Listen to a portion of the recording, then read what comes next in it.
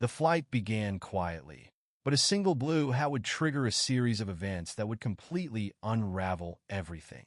She thought she was in charge, keeping one passenger in check, but in the end, he was the one who decided whether she'd keep her position. It was a gamble she'd taken, and now the results were yet to be seen.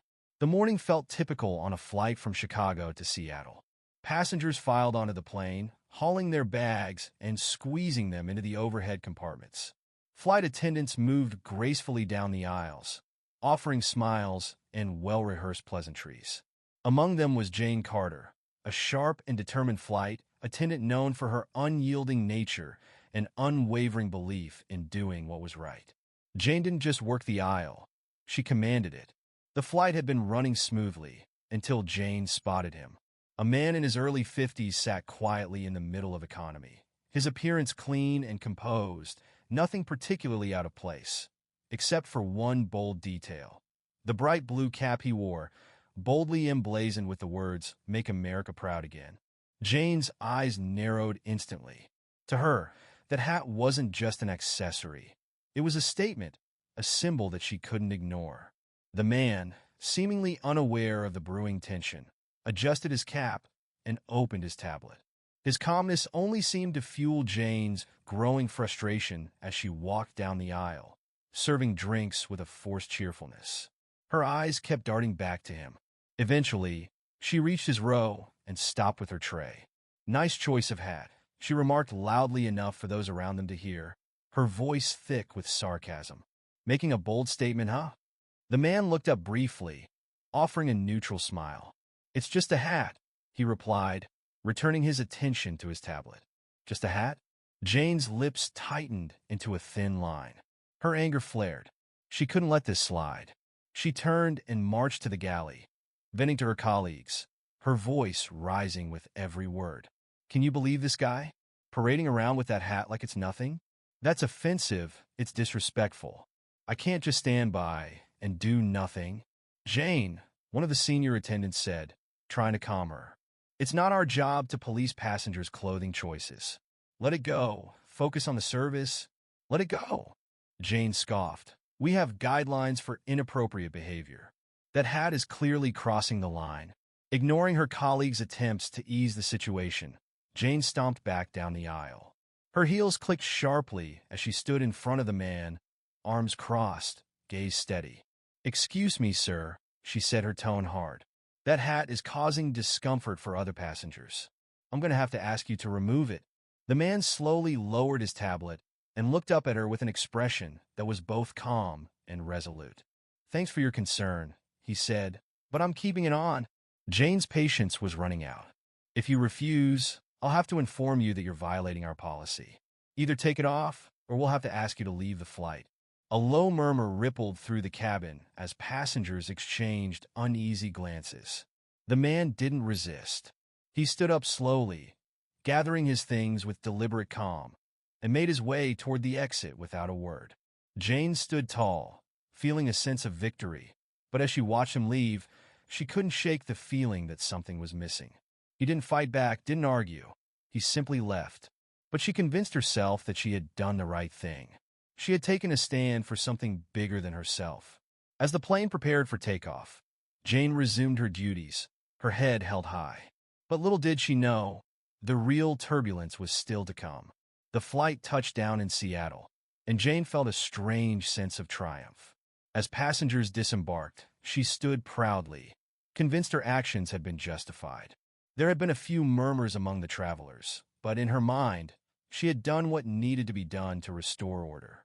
While her colleagues helped with the final passengers, Jane gathered her things, eager to share her story with her friends. But as she neared the terminal exit, she slowed her pace. Standing by the entrance was Richard Thorne, the airline's chief executive officer. His presence was imposing, tall, impeccably dressed, with a stern expression that sent a chill down her spine. His cold, unwavering gaze met hers. "Jane," he said, his voice flat. "We need to talk. Please follow me." His tone was not a request. It was a command. Jane's confidence faltered, but she nodded and followed him through the terminal. Richard led her to a small private office.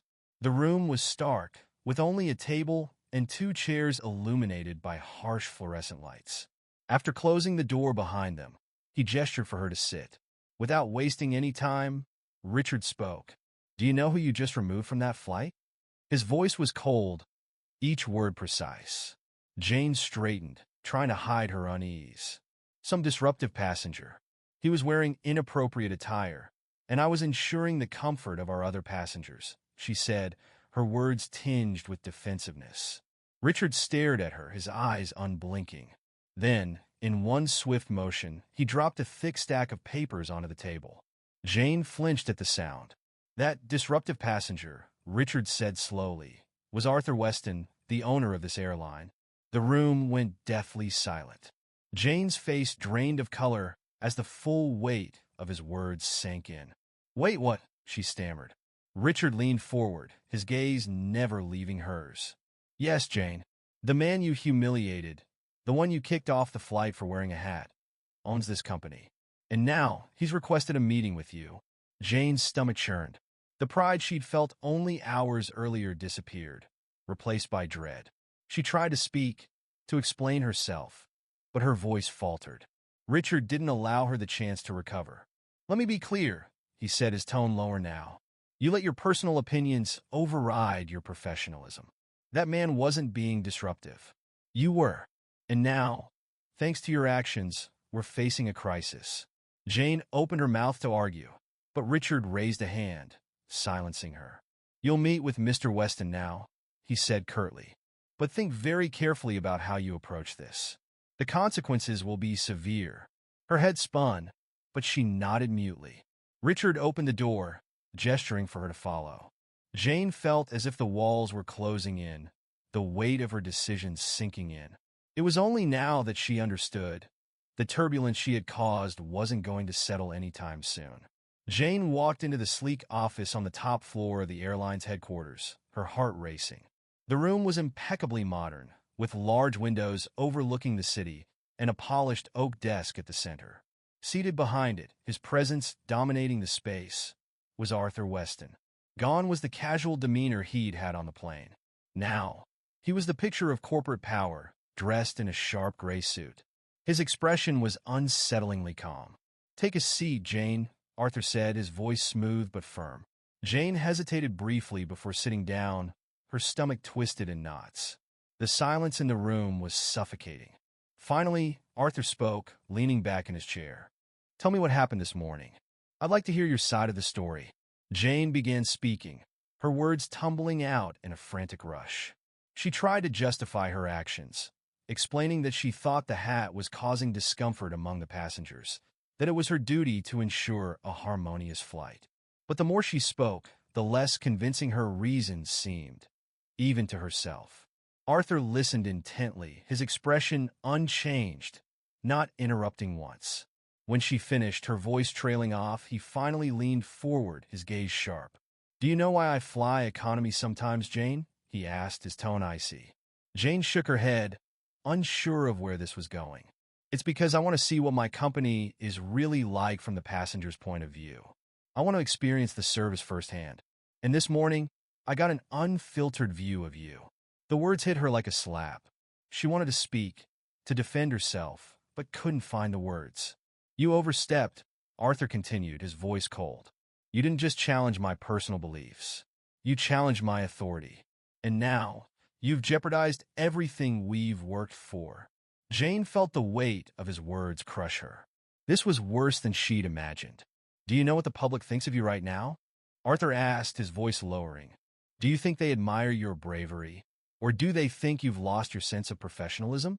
The questions hit hard, each one draining the strength from her. Jane had no answer. "You had no right to make that decision," Arthur continued.